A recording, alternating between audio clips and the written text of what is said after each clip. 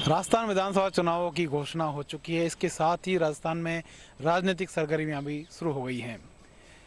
चुनाव आचार संहिता लागू होने के साथ ही भारतीय जनता पार्टी ने अपनी पहली सूची जारी कर दी। 41 नामों की इस सूची में भारतीय जनता पार्टी ने मौजूदा 7 सांसदों को जगह दी है। इनमें 6 लोकसभा के सांसद हैं और 1 राज्यसभा से सांसद हैं।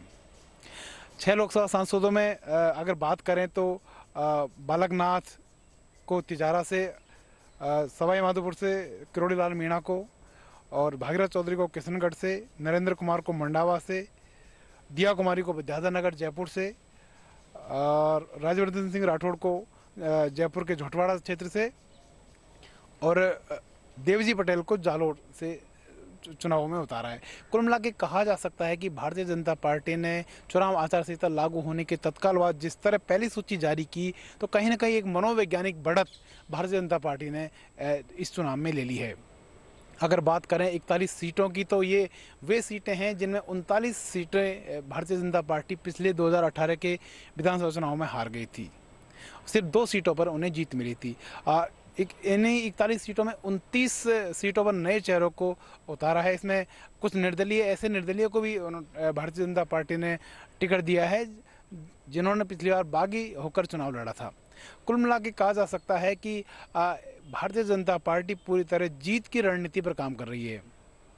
भारतीय जनता पार्टी के प्रदेश अध्यक्ष सीपी जोशी से बातचीत में उन्होंने बताया कि भारतीय जनता पार्टी का संसदीय बोर्ड ने इन सीटों पर नाम तय किए हैं और पूरी तरह सारे लोगों की सहमति के बाद इन सीटों पर नामों की घोषणा हुई है। कहा जा सकता है कि कुल मिला के किसी भी तरह भारतीय जनता पार्टी इस बार सत्ता में आने के लिए सभी तरह के प्रयोग कर रही है। जिस तरह सांसदों को मैदान में उतारा गया, वो कहीं ना कहीं एक तरह से कह सकते हैं चौंकाने वाला निर्णय भारतीय जनता पार्टी का है। इसमें 4 महिलाओं को भी टिकट दिया गया है।